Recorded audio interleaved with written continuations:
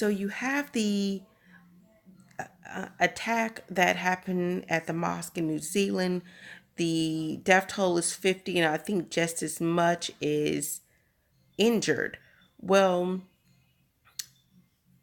they found, I think the guy name is Brenton Tanner or something like that. He wrote this list of reasons why 9 minutes before the attack, and then streamed it live. They said that investigators believe that there are about two or three others a part of the attack. Now, there's two problems I have with this. One, they're the media, is blaming social media for not, managing their platforms and making sure that people who are extremists are not posting live and or even have a platform at all. But how can you hold them to such high standard? How will they know what people are doing? But my concern is more so the fact that they find everyone to blame but the people who are doing the attack.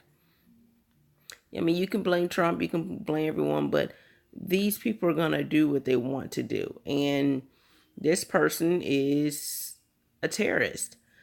The media, don't like to say that certain people are terrorists. Kind of like, I don't know if you remember the Vegas attack.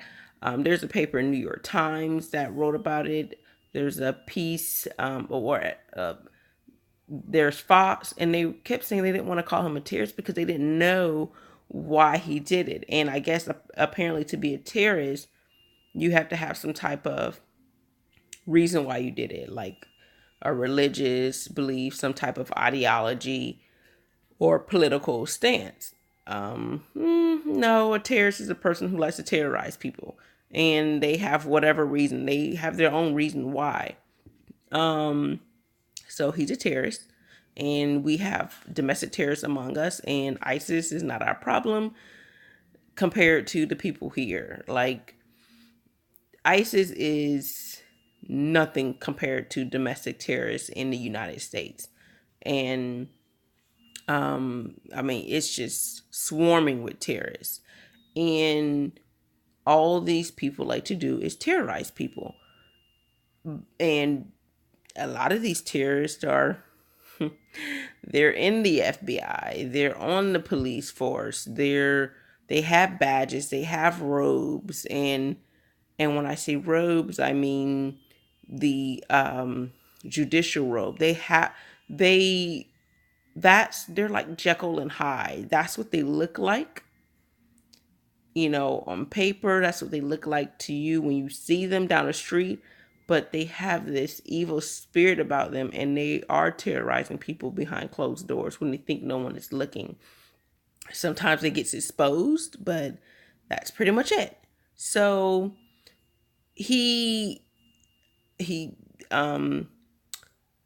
so the New Zealand attacker, he was caught. Now the president was asked a question about what is his, what does he think about the rise in domestic or terrorism, and he commented and said he doesn't think it's a large amount; it's just a small amount.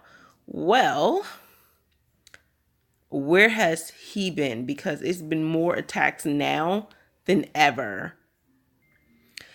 Like, you have Dylan Roof in Charleston, South Carolina. You have Charlottesville, and you have there. I can't the Jewish church, but there was another church that was going to be attacked, and I think he was caught. I cannot remember where that is.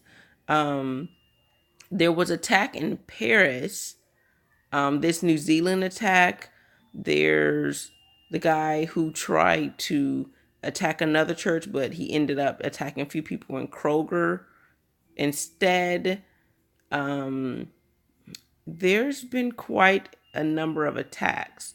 And also there's attacks with the girls. There's a few girls that were attacked by knife by white supremacists, and they were going to like BART, the train in California. I think there was another location, I can't remember, but they were going around just cutting women's throats, young black girls' throats. So there's been plenty of attacks. So I'm not sure what he's saying. It's just a small amount. That's a large amount. And then Las Vegas. So, and this is just what, over the past 3-4 years. Not even 4, just past 3 years. I think I named all those. So, you guys tell me. I'm gonna go ahead and roll the video clips. And then after that, tell me what you think. Comment, subscribe, and hit the like button. With heavy hearts, this nation is grieving. Now the loss of another soul. A 50th victim has been found after Friday's mass shooting at 2 mosques. My dad took a bullet for me. Ali Adib survived the gunfire at the Al Noor Mosque. His father, Sammy, is in serious condition. All he said was just take care of your mom and your brother and sister. Police say the terror came at the hands of Brenton Tarrant, who live-streamed the massacre. Authorities saying they received a racist manifesto 9 minutes before the gunfire began. I was still yelling at him, and then I saw him, he saw the shotgun in my hands.